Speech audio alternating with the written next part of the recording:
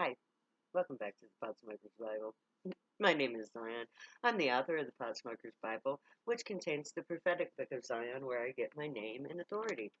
It comes from the Bible, or Ketuvim if you're Jewish. And today we are talking the seventh part of the 21st chapter of the Potsmoker's Bible, which is the 18th chapter of the book of Zion. This is part of the dissertation, and as I said last time, we're beginning with Zechariah 7, 10, 9, and 10, which is Zion 18, 21, and 22. Thus saith the Lord of hosts, saying, Execute true judgment, and show mercy and compassion, every man to his brother. And oppress not the widow, nor the fatherless, the stranger, nor the poor. And let none of you imagine evil against his brother in your heart. Zechariah says that the Lord of hosts is great, that we should judge truth. We should show mercy and compassion. We should seek to do good to every man. Does that sound like the war on drugs to you? We should also not oppress the widow or the fatherless, the stranger or the poor, and that no one should imagine evil in their hearts towards their brother. We have moral laws, and we're supposed to execute true judgment. Our laws and every court case should be judged by truth and truth alone, not by politics. The war on drugs is a political war, as all wars are. As I have said, I could find no true reason or proof for the need for the prohibition of marijuana prior to 1939. No true judgment can be rendered when the matter in question, drug use, is only relevant because in 1939, Dow Chemical and two old white men wanted to oppress a couple of minority groups of the rights. There is no justice that is true in regards to the illegality of drug use. Verse 10 of this passage tells you exactly who are being oppressed by the state: the single mothers, their fatherless children, the strangers passing through, the poor. Let none of you imagine evil against his brother. In his heart, family is pitted against family. Brother turns their brothers in. Children are asked to incarcerate their parents. The war on drugs does all of this and more. Neighbor against neighbor, friend against friend. The war on drugs is heinous and has blackened the human heart. Isaiah 3:10, Zion 18:23. Say you to the righteous, that it shall be well with him, for they shall eat the fruit of their doing. I love this passage. Say ye to the righteous, that it shall be well with him. Hey guys, it's going to be awesome. For they shall eat the fruit of their doings. Let's get us some pot plants growing, my friends, because we got some fruits to gather. Yes, everyone who does drugs, the Gray love you. They are here to ensure that you become all that you were meant to be and all that you ever could be. All the good that you have done is coming back to you double. We are righteous because we follow the laws in our hearts. We treat our brothers, i.e. everyone, as though they were family. We are one great big family. We do look out for each other, unless of course you're a narc. We protect each other.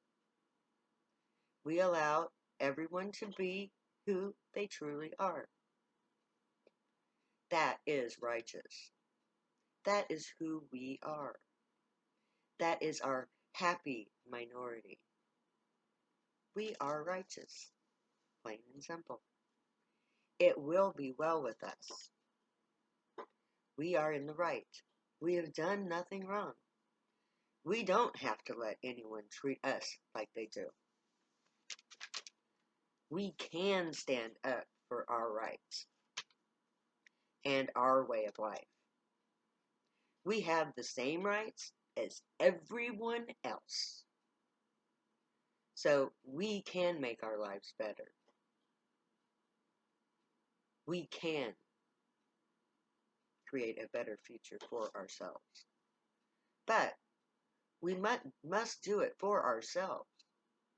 God is not going to defend us if we're not willing to stand up for ourselves. They will take our side once we stand up as a people and ask them to come. We have to be willing to take that stand ourselves before they'll be willing to come and stand with us. And that's all that we have to do, is to stand up for ourselves and say, fuck you. Enough is enough. Isaiah 29:19, Zion 18:24. The meek also shall increase their joy in the Lord, and the poor among men shall rejoice in the Holy One of Israel. The meek also shall shall increase their joy in the Lord. The meek are all of us who submit to the police and to the state. We allow ourselves to be subjected to abuse. That makes us meek. We who increase our joy in the Lord, we find joy in His presence, and we experience that when we are high. That is what in the Lord means. We are literally in the presence of the Lord, so that we find joy on high in being with God. When I first realized this, I was amazed. It was such a source of amazement that it was beyond words. I was filled with such joy. And I changed the way that I felt about being high. I want to live in spirit, to be high 24/7, 365. I never want to leave that union. My joy was increased substantially. The very nature of the high changed for me. Each and every Zionite priest who gets high is likely to go through the same transformation. They will also experience the wonder of the evolution of the spirit as they embrace being gray. These two mind-blowing concepts have the potential to increase the joy of all marijuana users. And the poor among men shall rejoice in the Holy One of Israel. Not all poor people use drugs. That is a fact. However, the arrival of the gray will solve all of their problems. They will benefit not only from the union offered on high, but by the promise of the gray to the Holy One of Israel, Ishi of the gray, the promise of God, the God of Israel, the Holy One, will give the non-priest poor just as much reason to celebrate. That is because poverty is a direct result of the use of money. Before money, people just took from nature what they needed. The only way they could suffer like they do now was if they were either too lazy to provide for themselves or they were just too stupid to learn how. But now, because of money, they suffer and have no recourse but to rely on the wealthy to help. Money is the problem. No money, no poverty. Psalms 146, 5 to 10. Zion 18, 25 to 30. Happy is he who has God, the God of Jacob, for his help, whose hope is in the Lord his God, which made heaven and earth, the sea and all that is therein, which keepeth truth forever, which executeth judgment for the oppressed, which giveth food to the hungry. The Lord looseneth the prisoners. The Lord openeth the eyes of the blind. The Lord loveth the righteous. The Lord preserveth the stranger. He relieveth the fatherless and widow. But the way of the wicked he turneth upside down. The Lord shall reign forever, even thy God of Zion, and to all generations. Praise ye the Lord.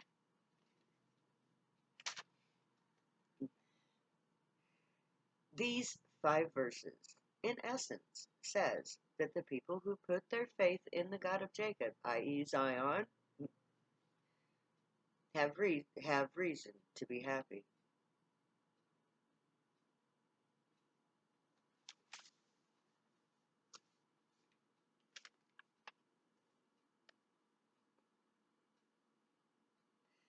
This specifies Jacob, Zion, to the arrival of the gray as God.